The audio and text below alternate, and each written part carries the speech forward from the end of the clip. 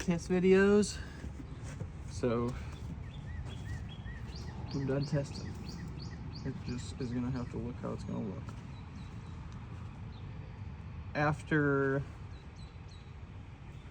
spending it a little bit of time, or probably several hours, I would say, I've done a few things to this gray truck.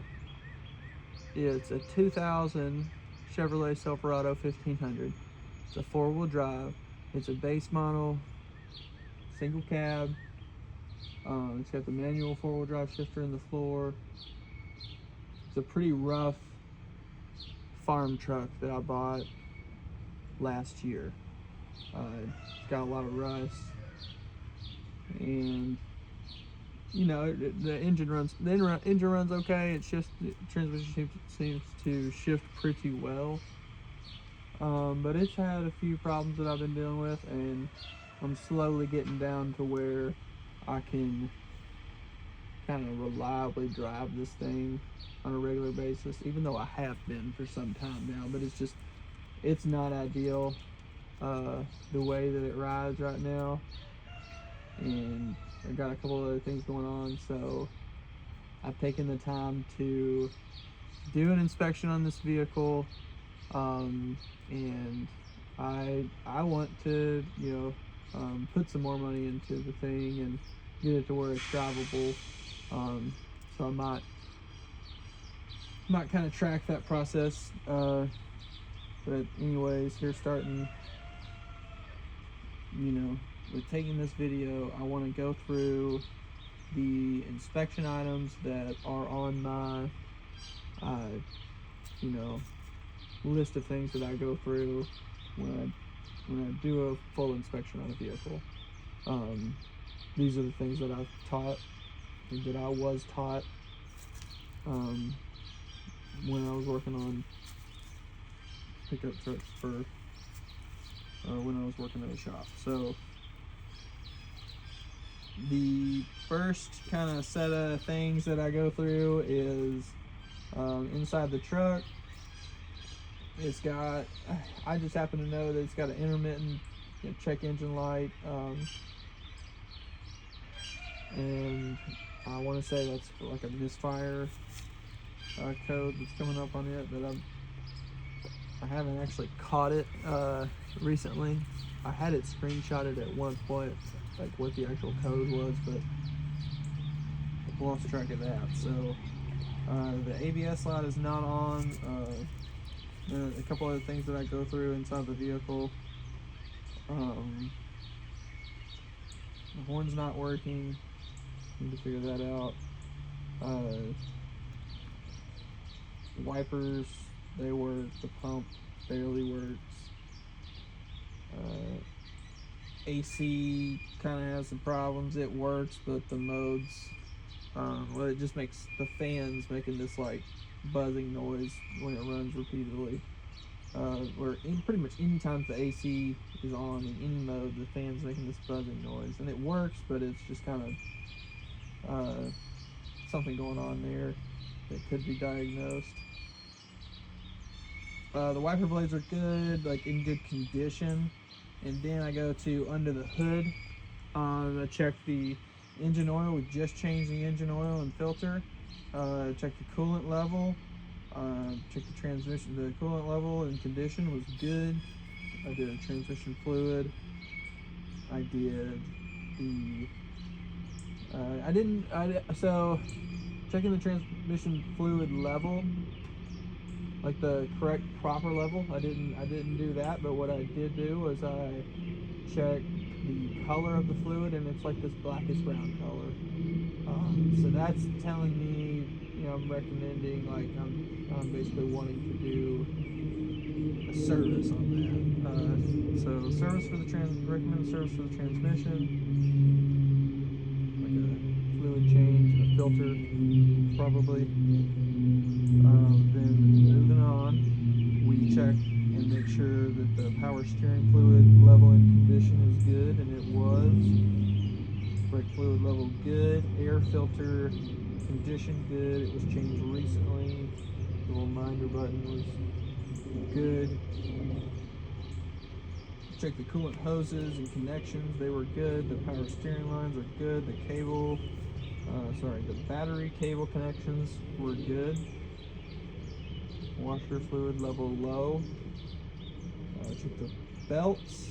The belts are good. There's not any intercooler on this truck that I'm aware of.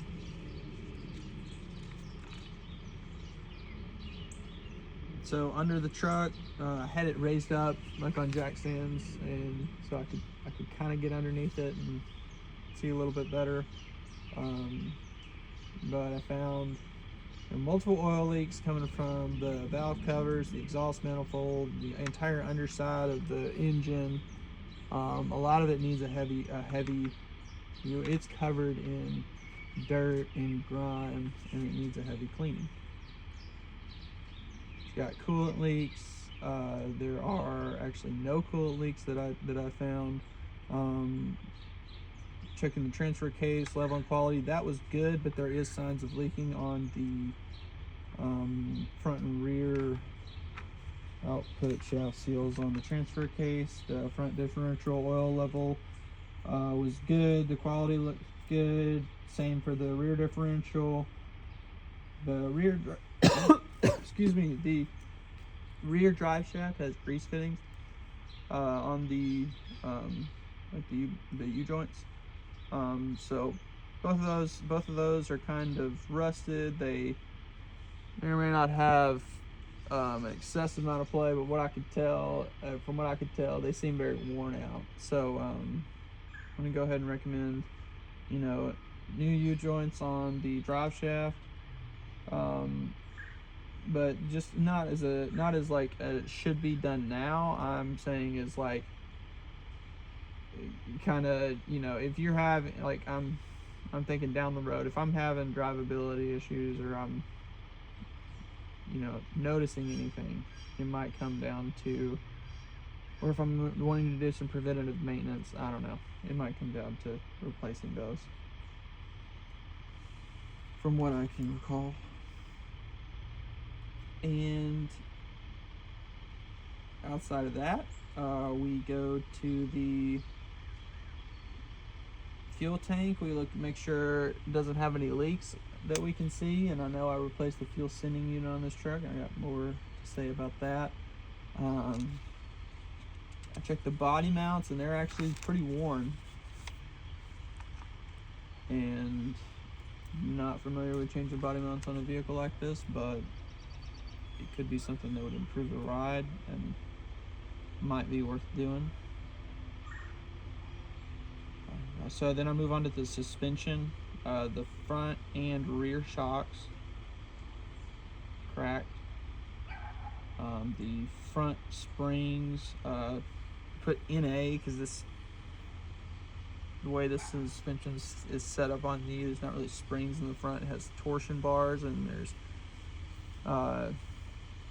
actually some adjustment for that I noticed was kind of seemed strange to me when I was underneath the torsion. So the torsion bars have these keys in the back, like up along the frame where they're kind of mounted, and those have this like adjusting nut, which adjusts like the suspension height in a way up in the front. And I'm noticing on one side that adjusting nut is a lot tighter than the other side, so I've got more to say about that as well. That a lot of stuff going on with the suspension. I did take a look at the U-bolts that hold the rear axle on, and they look good.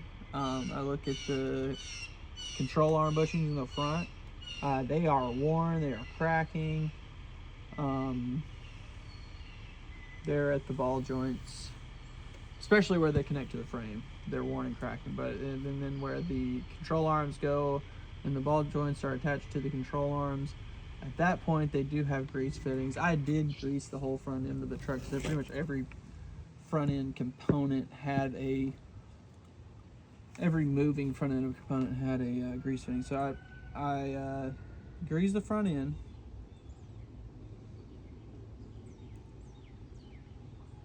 checked for leaks on the front axles. Didn't see anything there. You know, look in the rear at the wheel seals, and I don't see any leaks there. Front axle U-joints does not. That's not applicable. Okay. And then steering components. Okay, so from the suspension there, we then move on to the steering components, front end stuff. The pitman arm, I did an inspection on the shake test on the steering, and I found that the pitman arm has play where it connects to the center link. The center link, I'm saying, is in good condition. The idler arm, it does have play where it connects to the center link. That arm bracket, I put it as good, but it probably should be replaced if all that other stuff gets replaced.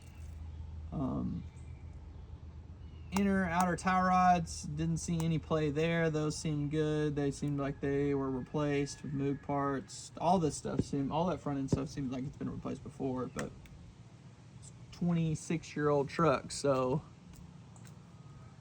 we're maybe on the second or third round of some of these things being replaced. I've replaced the front wheel bearings on this vehicle. A few other things too. Then go on and look at the sway bar up front. Those bushings are cracking apart. The sway bar end links are cracking apart. So those need to be replaced. Upper ball joints. I didn't really notice a lot of play on the passenger side upper ball joint, although it does seem worn out just by looking at it. But on the driver's side, I could tell that it did have a slight amount of play during the ball joint test. And so for the lower ball joints, though, both of those sides have obvious play. They're obviously worn out. It's not extremely bad, but they are worn out. So we got lights. Headlights and brights were good. Turn signals were good. Brake light, the third brake light is out. I changed the bulb. That did not fix it. So I could diagnose that. I replaced the light.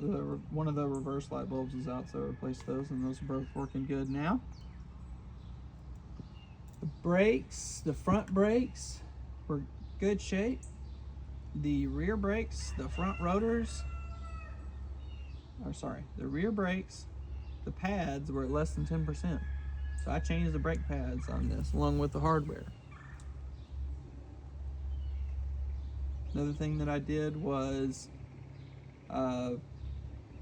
check the brake lines, front and back. They were good. The parking brake cable, checked that. That was good. A few other things here.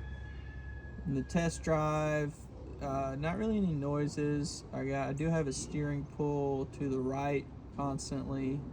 Not really any vibrations. Cruise control works. I got a checklist of things that need to be done.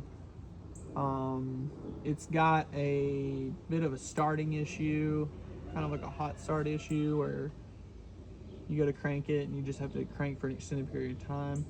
That's why I replaced the fuel sending unit, because I thought I had evidence that needed to be replaced, but it turns out that did not fix the issue. So it's got a new fuel sending unit in it, and yesterday I looked at kind of the fuel system and took a look at the fuel injection pressure regulator and found that it is leaking fuel from this like vacuum hose.